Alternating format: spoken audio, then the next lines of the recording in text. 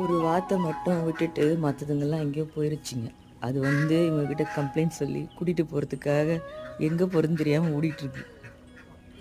அவர் இனிமேல் அவரை அது பின்னாடியே கூட்டிகிட்டு போய் அந்த இடத்துல விடணும். அது வரைக்கும் அது கத்திக்கிட்டே இருக்கும். எங்கடி போற? ஓ, அதனால எங்க போச்சுன்னு தெரியாம டென்ஷன்ல ஓடுது அது.